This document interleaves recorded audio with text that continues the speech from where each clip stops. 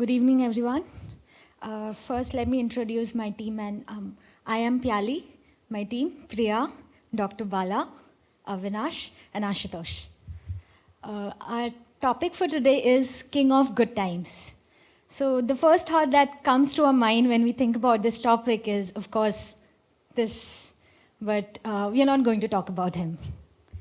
So before understanding who is the king or queen of good times is, let's first understand what's the meaning of good times. And dictionary says that good times is the period of happiness. And where can we find these happiness? We can find it when we buy a new car, or when we get the dream job of us, or when we listen to some good music. So basically we can find happiness anywhere we want or look for. But the question is, do we, in our pursuit of happiness, do we tend to miss out the journey itself?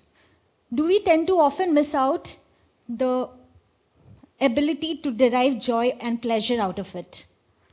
Well, a Harvard researcher did an experiment to find out what makes us the happiest and when we are the happiest. And the results were astonishing. Basically, it says from the findings that we are the happiest when we are mindful of the present moment. And we tend to be least happy when we wander away from it. Now, you might think that, what if we wander away to some happy thoughts? Well, of course, we are happy even then. But by research and also by their findings, it came out that we are the happy when we are living the moment. And who do you think would be the king or queen of this moment? Well, of course, you or us. So let's look more into it.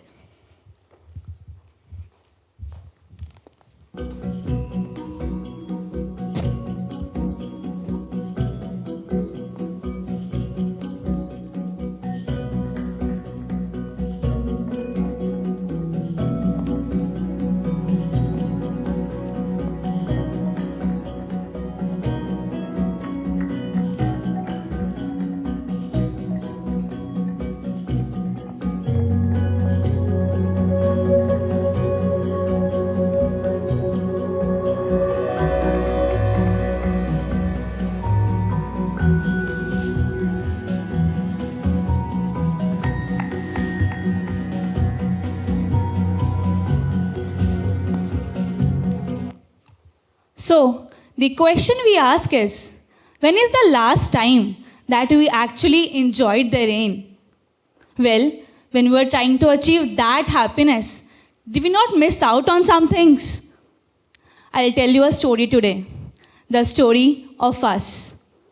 When we were a teenager, we were excited to grow up. And why not? We wanted to go to college and enjoy our lives. We wanted to work hard and earn a lot of money. So, we did what our elders advised us to do. Study right now, you can enjoy later. And we prepared hard for entrance exams to get into a good college. We did get into a good college. But then we realized that this happiness was short-lived. So we again worked hard. We worked hard to secure that good placement. We did get a good job. And we realized that this happiness was again short-lived. It was not enough for us. So we prepared for CAT to get into an IIM. And now we are in an IIM. But the question is, are we happy? We work day and night to get a good placement so that we can be happy in our lives. I'm not saying we should not, but then again, wait, stop. Let's take a look back. What did we miss out on? We forgot to enjoy the warmth of that hot coffee that our mother served us when we were burning our night lamps. We forgot to enjoy those delicious foods that our mother prepared for us with all her love. We forgot to enjoy those long walks with our pets because we were worried about our subjects. We forgot to enjoy those long coffee dates with our best friend because we are worried about our placements. These small moments are the ones that make us. These short stories makes our story. These moments are our good times. Life is now. There was never a time when your life was not now, nor will there ever be. So, what do you think these fancy lines mean? They just go to say that the past and the future, they just exist in your mind. So, I'm here to address the question why. Why is it that we don't live in the present? Why is it that we worry so much? Were we always engineered this way? Did early man have similar worries? Probably the only worry he had was to live the present day and not get eaten up. So probably as society evolved, we developed a lot of baggage, right? So let me get down to the reasons as to why we worry. Fear of the unknown. As humans, we worry extensively about our future and we plan it out all so well, but in the meantime, we lose out on all the small joys, little joys in life. To add to what Priya was saying, how many times I've been to Milma and just sip their cold coffee without a care in the world? You had all the pleasures of exam with you. Moreover, as humans, we tend to reflect back on our past memories and extrapolate that the future is bleak. Probably as we grew up, our neural circuits seem to have rewired themselves. I've put up this poster of Steve Jobs here. If you can recollect his 2005 Stanford commencement address, he told us a few stories. He shared a few stories of his life there. He talked about how he dropped out of Reed College, if you remember, because he was not able to find what he was passionate and he didn't know what he wasn't going to do in life. So he also tells us how he was fired from his own company that he helped find. So he says that they were the scariest times in his life. But at the end of his speech, he says, without it, he could not have found next. Without it, he couldn't have come back to Apple again. So let me go to the second reason as why this is happening. There's this societal pressure. Most of us here would hate Sharmaji's son, right? But some of you here must be Sharmaji's children themselves. I know there are quite a few here. And this context of societal pressure is very relevant in India because we are an academically oriented group. We care about what people think about us, and we certainly worry that people will judge us. Let me just reflect back on Steve Jobs' story again. As you know, in early 2000s, he was diagnosed of pancreatic cancer. And the doctors told him to get his affairs in order. And that's doctor's code that you're going to die soon, right? But miraculously he escaped. But that moment, he knew that the advent of death, that he was going to die, vanished all the fear of death, the fear of embarrassment, failure, expectations, and all that. So should we wait for the advent of death to live in the present moment? As we discuss different factors that affect our life, it's time to look at, address the elephant in the room. What's the big solution? How can we stop surviving and start living? And the first step is, ask yourself, what's the worst thing that can happen to you? Exams are coming and we are worried. What we'll do? How much marks we'll get? But, if we get low marks, we'll get maybe a B plus instead of A, maybe. And if we are worried, let's see how things go. We'll get less grades, we'll not land a good job, and our lives will be miserable. And Sharmaji's, and along with his prodigal son, will laugh at our miserable lives, and the matter will be much worse. But do you really believe all these things will be really that bad? So always ask yourself, what's the worst that can happen? So let's see. Let's move 10 years forward in our life, and our exceptional degree and the mark sheet will be lying around somewhere in our house, and we might not even use it for the rest of our lives.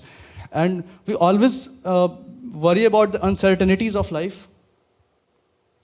We always worry about the uncertainties of life and the things that we have no control over. Actually, we can't do anything about it. Let's see, I'm speaking on the stage, I had a fear, and at the same time, I realized, what's the worst thing that can happen? I may fumble, I may stop in the middle, and what the worst that can happen? Some random guy in the corner, no offense to you guys, some random guy in the corner will say, he's bad. Nothing worse can happen, right? So,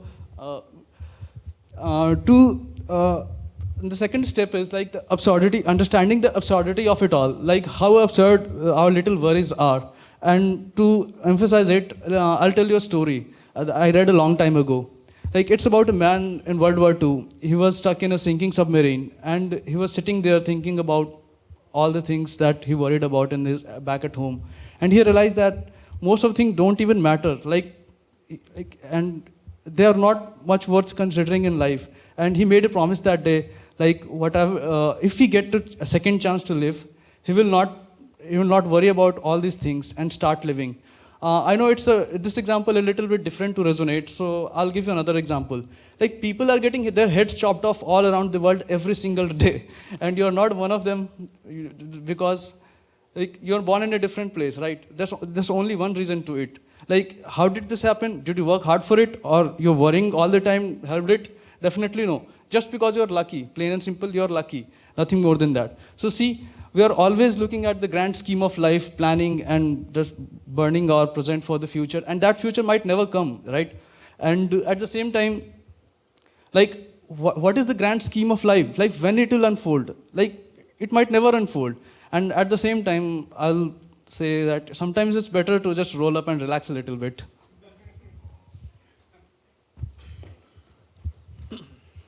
Next, I would like to talk about the ability to appreciate. Having dreams and being ambitious is not a bad thing. What we fail to realize is these are really important driving forces in going ahead. When we actually look upon things in the future, when we actually look upon the things in the past, our minds get influenced and our decision process gets flawed.